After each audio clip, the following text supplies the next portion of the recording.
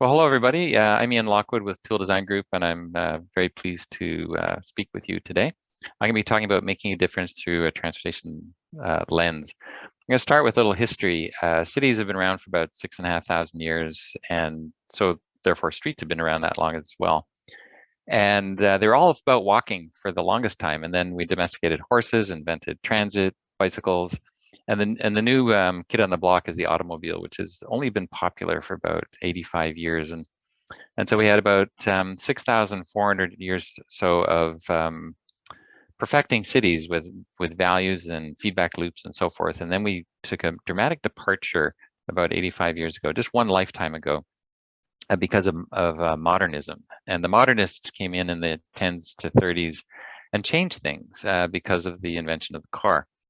And it really reshaped cities with these untested ideas, which became very popular at the Futurama exhibit, the New York World's Fair in 1939, where people got mesmerized with this idea of being able to drive everywhere quickly, which had never been tried in cities. And but the ideas were embraced. New languages about transportation were invented. New metrics like level of service and V/C ratios and so forth. And there was this sort of mandate to advance this new idea, this new untested idea. And after 85 years of testing, we've noticed patterns, and those who've embraced those principles of sort of high-speed, car-oriented principles, those cities tended to become the worst cities. They got less healthy, and the cities that kept their traditional approaches that dated back thousands of years stayed healthier, got healthier. So these two sort of perspectives, the one that's been around for ages, and the new one that the modernists developed, and we've described them as the conventional paradigm and the traditional paradigm. And when there's an issue in a city dealing with transportation, typically two camps get formed that align with one of these paradigms. And even if it's just something as simple as adding a left turn lane, the conventionalists will say, well, we need a left turn lane to increase speeds and reduce travel times for motorists and increase levels of service. And the traditionalists will say, well, it increases crossing distances, it takes away from the aesthetics, it advances car dependency and that kind of thing. So in the last 85 years, the city design through a transportation lens became kind of a STEM idea, science, technology, engineering, and math. And it deviated away from the thousands of years of tradition of being a holistic idea, including everything from some sociology to economics to planning to design to identity and relationships. So it became a simple idea, sort of science, engineering oriented thing away from a kind of a complete picture idea. And some cities embraced these modern conventional ideas with gusto. For example, Detroit did it right after World War II. And they were a super wealthy city with well-funded arts programs and high education and all kinds of things, great transit system, beautiful traditional street network. And they embraced modernism and highway building and towers in the park and so forth. And this is part of Detroit's street network. And you see the effects of that sort of modern type of transportation planning on the basic fabric of the city. This is a theater in Detroit. Fantastic place, great cultural exchange going on, and you'll see what happens to that theater in a moment. This is Hastings Street in Motown, the heart of the Black community and the heart of the Black culture in Detroit. It's where all the clubs were. It was a highly functioning street, highly intact urban street.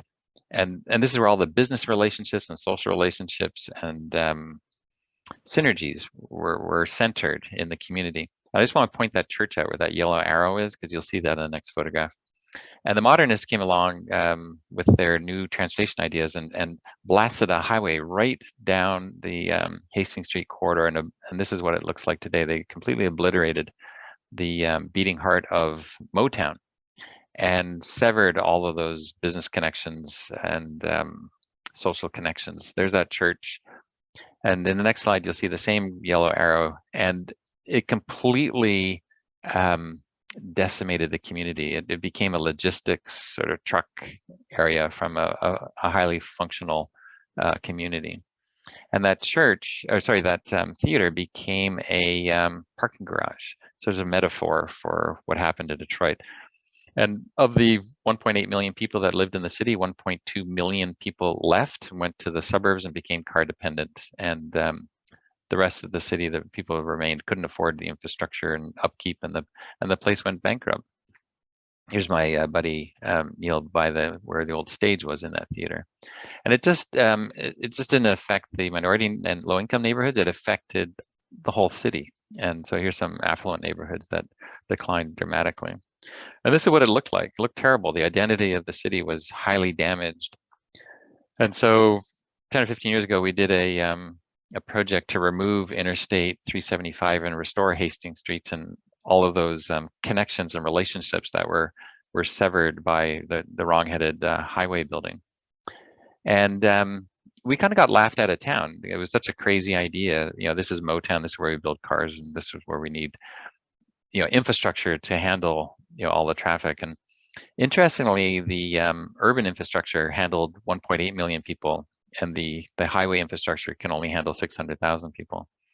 But what's happening now is the DOT has agreed to remove the highway, and so is the city, and so is the governor, and things are happening in Detroit, but they're all aligned with traditional values, not the modernist car-oriented values. Transit's going down Woodward Street, streets are getting calmed, they're getting an interconnected park system again.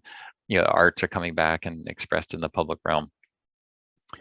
And so the idea here is that the vision is a consensus on what the place ought to be like in the future. And this is a kind of a holistic thing involving all sorts of sensibilities and mostly values.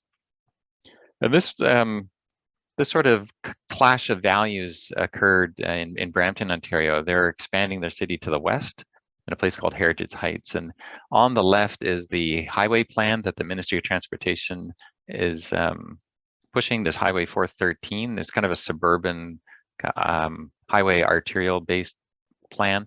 On the right is the plan that we helped the city with a connected network of streets and a boulevard down the middle, a very urban, walkable plan. And an independent economist firm took a look at the two visions. The boulevard plan, which is the urban plan, completely outperformed the dendritic hierarchy with the highway and automobile focus in terms of accommodating populations. We get more than double the population. We get more than twice the jobs. We generate twice the taxes for about the same cost of infrastructure. So much more sustainable physically, and creates a higher quality of life, a better connected park system, and yeah, and better for the environment. We use half the land to accommodate the growth in population that's going to Brampton, and it looks better. So on the top is what would have got built, a big highway with high-speed roads. On the bottom is a much more beautiful place, increasing high quality of life and better connectivity and better exchange. So it boils down to values and priorities. And the transportation profession is a kind of a silo that really emphasizes things like levels of service and high speeds, but they're missing the 90% of the other things that got displaced by changing the approach from a holistic exercise of city building to more of a STEM traffic-oriented type approach. So it's really about priorities. So the idea is to frame levels of service and fast streets and convenience for motorists and that kind of thing, in the true light of fundamental principles, and not allow that to displace all the other sorts of things that are very important in cities, like place and walkability and scale and history and all those sorts of things. And what we're talking about aligns really well with what we call the universal transportation and land use planning equation, which the best cities in the world are using to reduce their car dependency while increasing their vibrancy. And the metric for vibrancy in transportation terms is the number of trips, social trips, recreation trips, educational trips, and so forth. So if we can use this kind of equation in Ottawa, we can create a better city, grow the population, grow the economy, and reduce car dependency, trip lengths, and so forth. This is a project that we did in Chattanooga, Tennessee. They were cut off from the water, and they want a really nice waterfront experience, something like that we want along our canal and our rivers. But they were cut off, and so we developed a vision for them. And the Tennessee DOT didn't say no to this. They said, "Hell no, you're not doing that." And there was this big fight over or what to do. And it was really a proxy fight over which paradigm should prevail, which set of values are important. And the DOT said the city's lifeblood is the highway, and it's important for commuters and that kind of thing. The city, on the other hand, said no. Walkability, parks, trails, the economy, social health, and all these sorts of things are more important, more bigger picture idea. And so this is the before picture, and that's the after picture. And clearly, we prevailed in the debate. And the city did not depend on that highway. The city got better, the downtown got better, jobs were moved in, people moved in, the economy was better. There's more social and economic exchange, and it was beautiful, and people have access to the water again. So one of the keys to all of this, all of these things is reaching out. It's communicating. It's to talk to all the people on what we call the stakeholder pyramid. The veto people, the people that could just stop a project if they wanted. These are the people like the planning director or the mayor or influential property owners could be in that level. But all the way down to the grassroots, so you get an informed consensus on what to do. And it's really based on values. But just talk a little bit about parkways. This is Olmsted. He designed all sorts of parkways around North America. And he's a landscape architect, and he literally made art in the landscape. And it was all about experiences and affecting people's emotions. It was about creating places, advancing recreation, changing imagery, creating identity. And this is what he did in the public realm for everybody to enjoy. And he worked a lot in Buffalo, and I'll use Buffalo as an example. And this is a fantastic leafy neighborhood with avenues as part of their connected park system. They have a linear park running through the middle of this avenue, about a 30-meter wide linear park. And one winter, the New York DOT came down and cut down all the trees. And then following that, they built a big highway where the park used to be. And it of course, decanted all the value out of the neighborhood to the suburbs and created barriers, and ended up depopulating the city of about half its population. And then the parkways themselves, there are these beautiful parkways around the museums and cultural institutions and their recreation areas. And they build highways through there. They used the park as their right of way, and destroyed the artistic expression and all the experiences and relationships associated with that legacy work of Olmsted. I just want to point out this piece of art here. It's a Van Gogh painting called The Painter, and it was stolen in 1945 from a museum. And if that painting is in your grandfather's basement hanging there, it doesn't belong to him. It still belongs to the museum. It wasn't his to take, and if you inherit it from him, it's not yours. It needs to be returned to the rightful owners, which is the public museum where it was stolen from. And the parkway in Buffalo is kind of the same thing. It was never the DOT's right to come in and use that for their STEM-based thinking about moving cars quickly at long distances. Those experiences, those relationships, that space, the original intent of the parkway belonged to the people, and it needs to be given back to the people. The highway needs to be removed, and that space needs to be restored towards its original intent. So some thoughts about Ottawa. The parkways in Ottawa had an original intent as well, and it wasn't for just accommodating commuters. It was the parkways belong to everybody, and it's about the experiences, the relationships, the recreation. It's about all of those sorts of things. It speaks to a set of values that aren't represented in just a commuter route. And though the function of the parkways have altered over time to be more commuter friendly, it's not their prerogative to dictate the terms of the change. It's up to the people And I think we need to keep in mind the original intent and the best interests of the city itself and the capital. So I would suggest that that we all really think deeply about the current role in the design of the parkways. Keep in mind the original intent. Be respectful of contemporary needs and values, and have that discussion and do what's in the best interests of the public, the city, and the capital.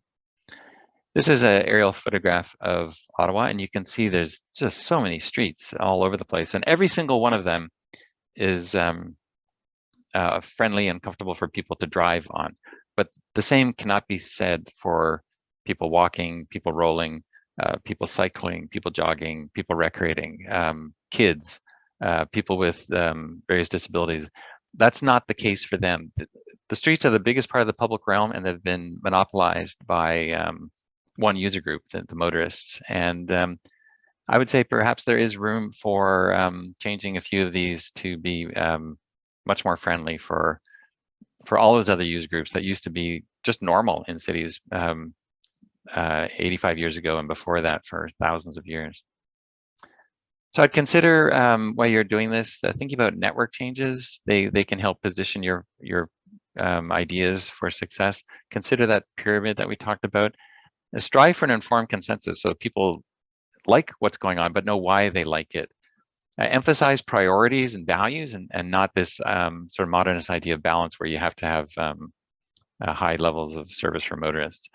Keep in mind that metric, level of service, is an operational metric, and my profession, transportation engineers, has been using it for planning purposes. And really, those other metrics that we talked about with that universal equation are better pro-city planning metrics, and that's the sorts of things we need to emphasize for the city as a whole. And keep in mind the original intent, and which paradigm aligns with the values of Ottawa, and I would suggest it's the traditional paradigm. I think that's where community values lie today. Thank you very much.